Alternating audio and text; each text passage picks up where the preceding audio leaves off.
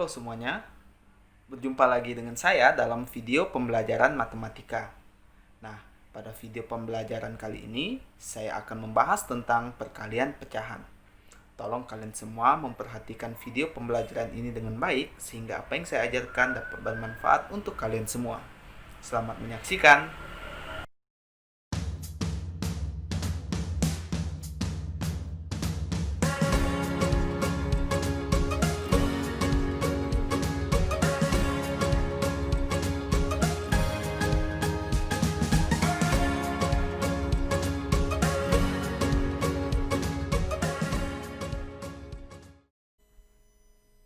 Kita langsung masuk ke dalam pembelajaran matematika kita, yaitu pertama saya akan membahas perkalian pecahan biasa dengan pecahan campuran.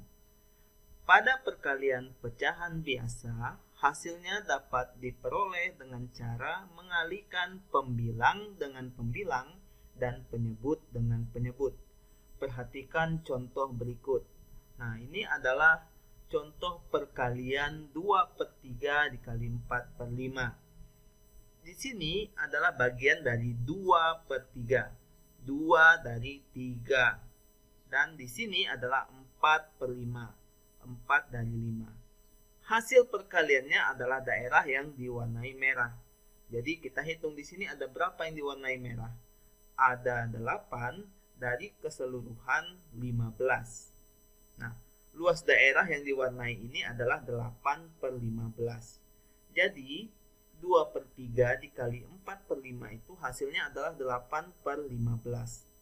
Di sini bisa kita lihat 2 dikali 4, 8. 3 dikali 5, 15. Jadi sesuai dengan konsepnya, yaitu pada perkalian pecahan biasa, hasilnya diperoleh dengan cara mengalihkan pembilang dengan pembilang dan penyebut dengan penyebut.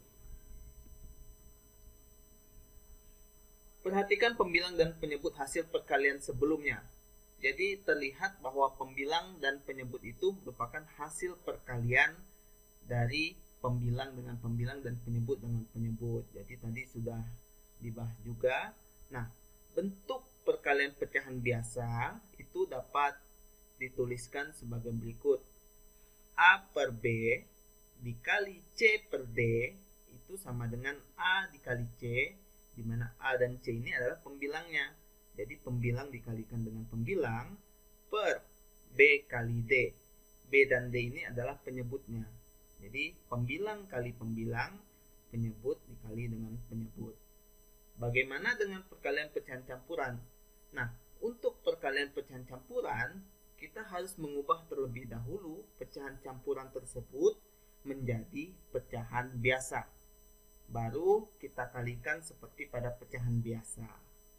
Nah, jangan lupa untuk menuliskan hasil perkalian itu ke dalam bentuk pecahan yang paling sederhana. Contoh soal yang pertama. Jadi akan saya bahas di sini 2 dikali 1/3. Bagaimana cara kita menyelesaikan perkalian ini? Pertama-tama kita tulis dulu 2 dikali 1/3. Nah, sama dengan 2 ini bisa kita ubah menjadi 2/1. 2/1 itu sama juga dengan 2, karena 2 bagi 1 hasilnya adalah 2. Jadi kita tuliskan 2/1 dikali 1/3. Nah, seperti ini jadinya. Ya. Berikutnya, kita ingat-ingat lagi pada pembahasan tadi, untuk mengalihkannya adalah pembilang kali pembilang dan penyebut dikali penyebut. Jadi 2 kali 1, karena pembilangnya adalah 2 dan 1. Jadi 2 dikali 1 per 1 dikali 3. Jadi kita tuliskan 1 kali 3. Nah, berapa hasilnya? 2 dikali 1 hasilnya adalah 2 per 1 dikali 3 hasilnya adalah 3. Nah, 2/3 ini sudah dalam bentuk pecahan yang paling sederhana. Jadi 2 dikali 1/3 hasilnya adalah 2/3. Ya, jadi ini adalah hasilnya. Ini adalah jawaban untuk soal yang pertama. Sekarang kita lihat contoh soal yang kedua. 2/5 dikali 3/4. 2/5 dan 3/4 ini sudah sama-sama dalam bentuk pecahan biasa. Jadi untuk menyelesaikannya lebih mudah, yaitu kita langsung tuliskan terlebih dahulu 2/5 dikali 3/4. Nah, seperti ini. Kemudian ingat pembilang kali pembilang dan penyebut kali penyebut. Jadi pembilangnya adalah 2 dan 3, penyebutnya adalah 5 dan 4. Maka 2 dikalikan dengan 3/5 dikali dengan 4. Berikutnya kita hitung. 2 dikali 3 berapa? 2 dikali 3 hasilnya adalah 6. 5 dikali 4 hasilnya adalah 20. Nah, 6/20. 6/20 ini masih bisa kita sederhanakan lagi. 6 dan 20 bisa kita bagi 2. Jadi kita coba sederhanakan dengan bagi 2. Jadi bagi 2, 20 juga kita bagi 2. 6 bagi 2 hasilnya adalah 3/20 dibagi 2 hasilnya adalah 10.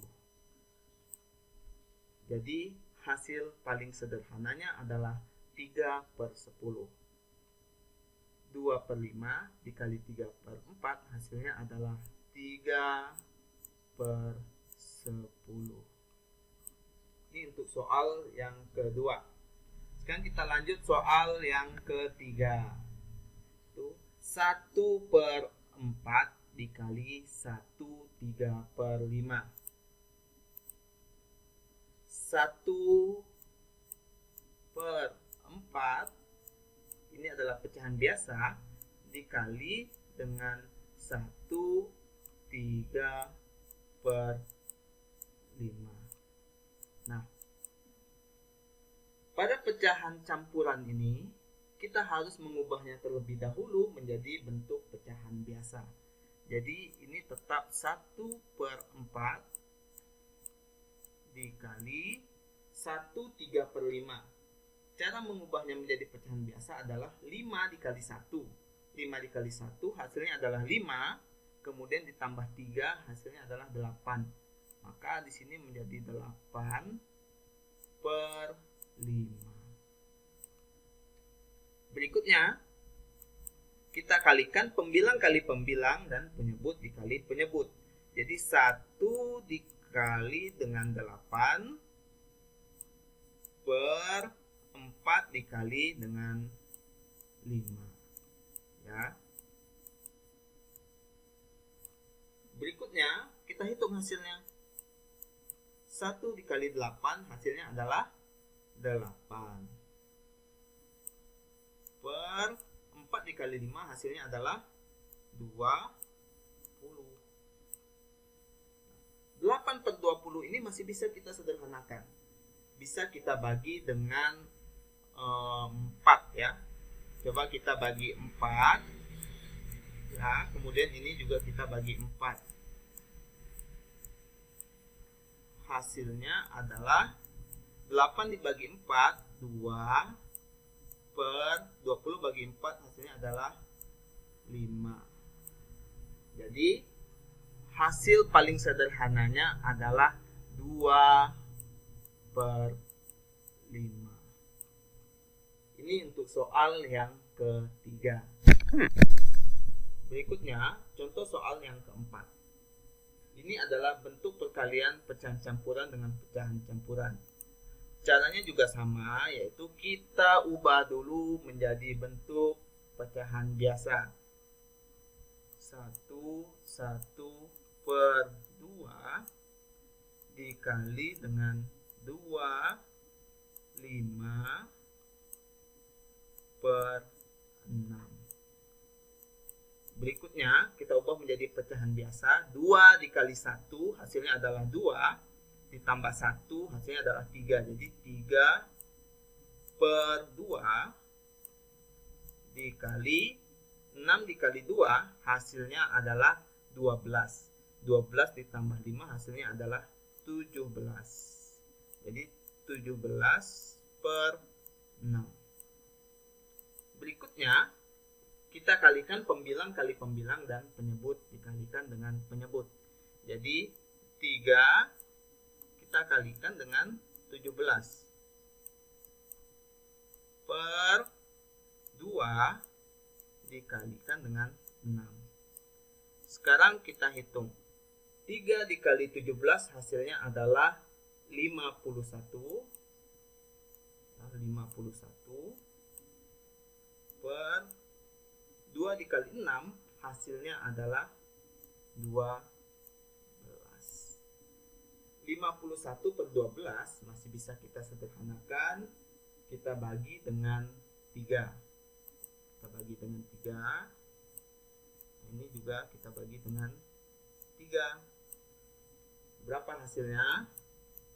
51 dibagi 3 hasilnya adalah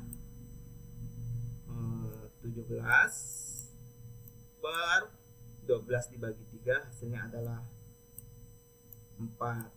Nah, 17 per 4 ini bisa kita ubah menjadi bentuk pecahan campuran lagi, ya, karena pembilangnya ini lebih besar daripada penyebut. 17 per 4. Ingat ya. 17 bagi 4. Ya. 17 bagi 4 itu hasilnya adalah 4. 4 kali 4 itu 16. Kemudian dikurang 1. Jadi hasilnya 4, sisanya 1. Maka di sini kita tulis 4 1 per 4. Jadi ini hasil untuk soal yang keempat adalah 4 1 per 4. Selanjutnya, saya akan membahas perkalian pecahan desimal. Nah, pada perkalian pecahan desimal dapat dikerjakan dengan cara mengubahnya terlebih dahulu menjadi pecahan biasa. Selain itu, hasil perkalian pecahan desimal juga dapat kita tentukan dengan menggunakan cara bersusun ke bawah, seperti pada perkalian bilangan cacah. Kita akan langsung masuk ke dalam contoh soal, yaitu contoh soal yang pertama. Nah, untuk contoh soal yang pertama ini, saya akan menyelesaikannya dengan mengubahnya menjadi pecahan biasa. Jadi, perhatikan baik-baik. 1,2 ya, kita kali dengan 0,4. 1,2 ini ya, bisa kita ubah menjadi pecahan biasa 12 per 10 ya. Kemudian 0,4 kita ubah menjadi pecahan biasa 4 per 10. Kemudian kita kalikan pembilang kali pembilang, penyebut kali penyebut. Berarti di sini 12 kita kali dengan 4 per 10 kali 10 ya. 10 kali 10. Selanjutnya 48. Karena 12 kali 4 itu 48 per 100. Nah, 48/100 ini diubah lagi menjadi pecahan desimal 0,48. Karena ada dua angka di belakang koma, jadi kita maju dua langkah, 1, 2. Si koma depannya kasih 0, jadi 0,48. Jadi untuk soal nomor 1 hasilnya adalah 0,48.